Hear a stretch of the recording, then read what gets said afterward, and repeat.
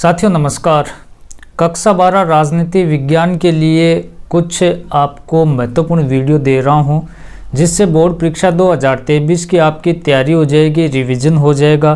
कुछ most important question ये संजीव की पासबुक, ये संजीव की डेस्क वर्क और मोस्ट इम्पोर्टेंट क्वेश्चनों के माध्यम से आपका मैं रिवीजन करवा देता हूं। तो अंत तक प्रत्येक वीडियो को देखें, प्लेलिस्ट में मैं डाल दूंगा। वैसे डिटेल से भी पढ़ा रखी है तो आप वहां से ज़रूर पढ़ सकते हो। सबसे पहले देखो, डेस्क वर्क की अगर मैं बात करूं साथियों, तो डेस्क वर्क से आपको पता होगा कि जो बोर्ड ने जारी किया था मॉडल पेपर, वो हमने डाला है आंसर सहित। ये सारी चीज़ें आपको पता होगी कि ब्लूप्रिंट है, ये सभी को पता होगा कि किस प्रकार से कितने अंक के क्वेश्चन होने वाले हैं। आप देख सकते हो, जैसे कि अगर हम टॉपिक वाइज की अगर बात करें तो शीत युद्ध का दौर पहला पार्ट है वो 6 अंक का, 2 ध्रुवीयता का अंत 6 अंक का, सभी को पता है आप लोगों को।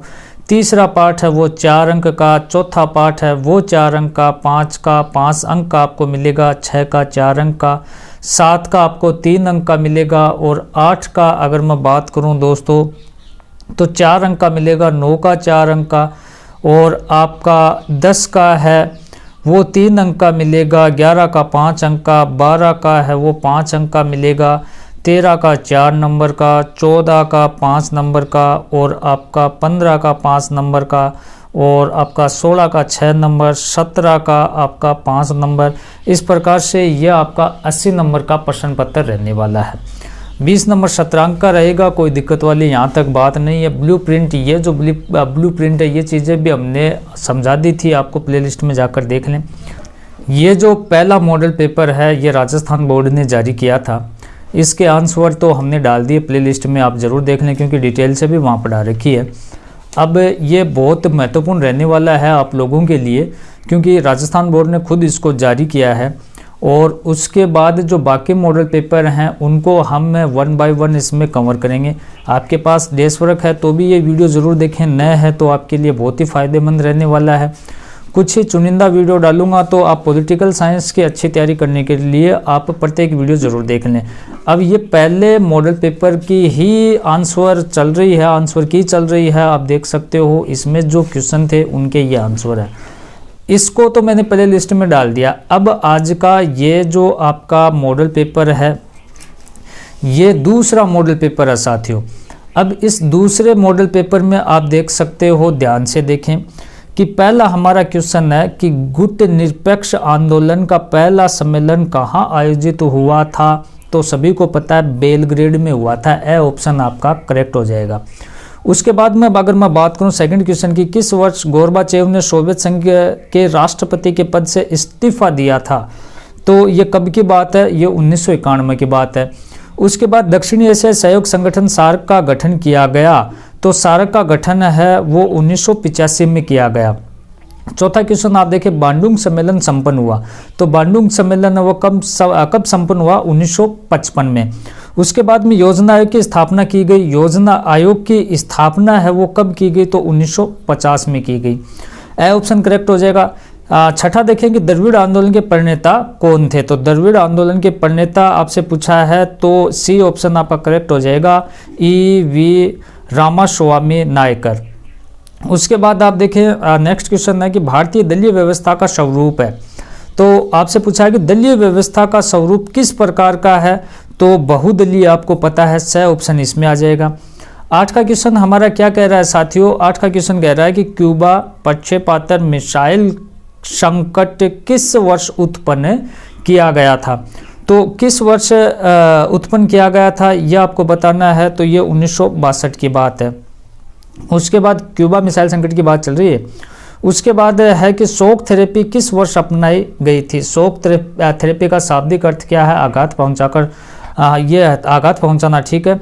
तो ये शॉक थेरेपी किस वर्ष अपनाई गई थी, तो ये आपको बताना है, शॉक थेरेपी 1990 में अपनाई गई थी। 10 का क्वेश्चन क्या कह रहा है कि स्वतंत्रता के बाद भारत में किस आर्थिक प्रणाली को अपनाया गया। तो किस आर्थिक प्रणाली को अपनाया गया ये आपको बताना साथियों, वेरी मोस्ट इंपॉर्टेंट क्वेश्चन, मिश्रित अर्थव्यवस्था को या आर्थिक प्रणाली को। मैकमोहन रेखा किन देशों की सीमा बनाती है, हमसे पूछा है मैकमोहन रेखा किन देशों के साथ सीमा बनाती है, तो बहुत ही महत्वपूर्ण है। आप देख सकते हो, शायद आपको अच्छे से दिख रहा होगा।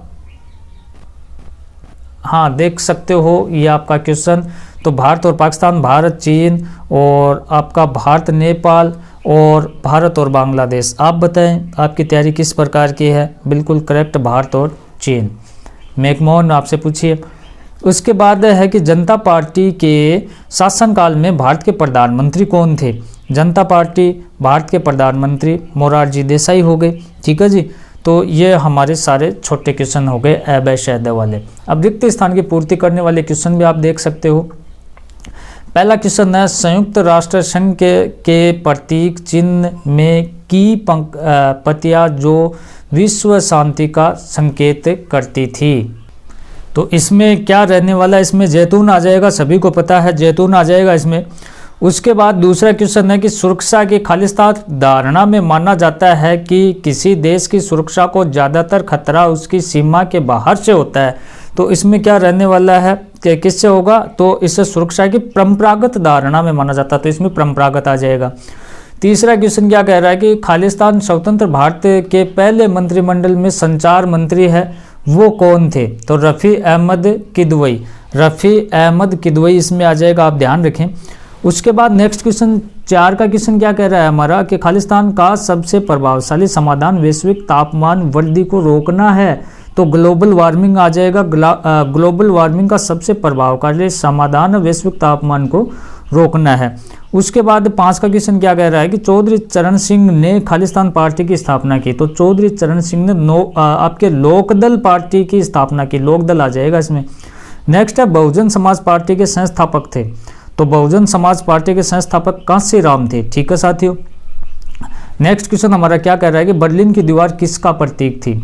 बहुत ही महत्वपूर्ण क्वेश्चन आप लोगों के लिए कि बर्लिन की दीवार है वो किसका प्रतीक थी। तो बर्लिन की दीवार है पूंजीवादी दुनिया और साम्यवादी दुनिया के बीच विभाजन का ये प्रतीक थी। क्योंकि जब जो शीत युद्ध होता है 1961 में बर्लिन की दीवार बनाई जाती है, तो एक तरफ अमेरिका था, ठीक है, पूंजीवादी व्यवस्था थी, एक तरफ यूएसएसआर था, आपके रूस था और यूएसएसआर, तो ये साम्यवादी दुनिया के प्रतीक था। तो ये पूंजीवादी और साम्यवादी दुनिया का ये प्रतीक थे, क्योंकि बीच में से इसको निकाली गई थी। समाजवादी सोवियत गणराज्य कब अस्तित्व में आया। तो ये जो गणराज्य है ये 1917 की समाजवादी क्रांति के बाद ये अस्तित्व में आया, 1917 की समाजवादी क्रांति के बाद। व्लादिमीर लेनिन किस पार्टी के संस्थापक थे। किस पार्टी के संस्थापक थे व्लादिमीर लेनिन। तो ये बोल्शेविक कम्युनिस्ट पार्टी के संस्थापक थे। दोस्तों, व्लादिमीर लेनिन किस पार्टी के संस्थापक थे ये आपको बताना है। तो ये बोल्शेविक कम्युनिस्ट पार्टी के संस्थापक थे। नेक्स्ट हमारा क्वेश्चन है साथियों कि बाल्टिक गणराज्य में कौन कौन से राष्ट्र आते हैं। हमसे पूछा है कि बाल्टिक गणराज्य में कौन कौन से राष्ट्र आते हैं। तो इसमें एस्टोनिया आ जाएगा, लताविया आ जाएगा, लिथुआनिया आ जाएगा। ठीक है, ये आपको लिख देना है। उसके बाद आपका महत्वपूर्ण क्वेश्चन कि न्यूयॉर्क स्थित वर्ल्ड ट्रेड सेंटर पर हमला कब हुआ। तो ये 11 सितंबर 2001 की बात है। और 6 का क्वेश्चन क्या कह रहा है साथियों कि प्रथम खाड़ी युद्ध को किस ऑपरेशन के नाम से जाना जाता है। Very very most important, operation Desert Storm के नाम से जाना जाता है। क्या लिखोगे, ऑपरेशन डेजर्ट स्टॉर्म। उसके बाद पृथ्वी सम्मेलन कहाँ और कब हुआ। हमसे पूछा है कि पृथ्वी सम्मेलन कब और कहाँ हुआ। तो प्रथम जो ये पृथ्वी सम्मेलन की बात कर रहा है, कौन से की, पृथ्वी सम्मेलन कहाँ और कब हुआ।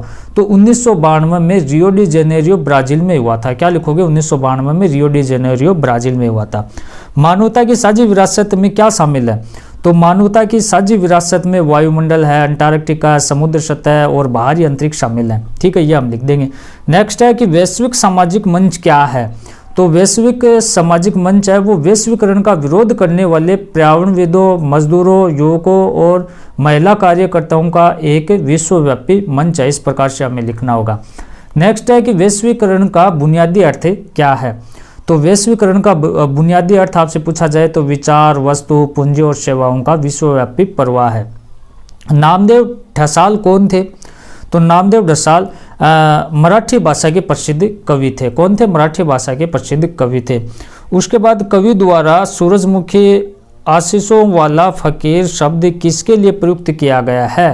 तो देखो बहुत ही महत्वपूर्ण है, कवि द्वारा सूरजमुखी आशीषों वाला फकीर शब्द किसके लिए प्रयुक्त किया गया? तो डॉक्टर BR अम्बेडकर के लिए प्रयुक्त किया गया। जैसा कि सभी को पता होगा जो साथ साथ में जुड़े हुए हैं हमारे चैनल के साथ में, तो हम पहले ए पार्ट को कंप्लीट करते हैं, फिर ब पार्ट, फिर श पार्ट, फिर द पार्ट, इस प्रकार से हम कंप्लीट करते हैं। तो ये इस ए पार्ट में इतने क्वेश्चन हम देखेंगे छोटे छोटे वीडियो के माध्यम से। एक मेरा व्लॉग चैनल है, इस वीडियो के नीचे डिस्क्रिप्शन में उसका लिंक है, उसे भी आप जरूर सब्सक्राइब करें। धन्यवाद दोस्तों।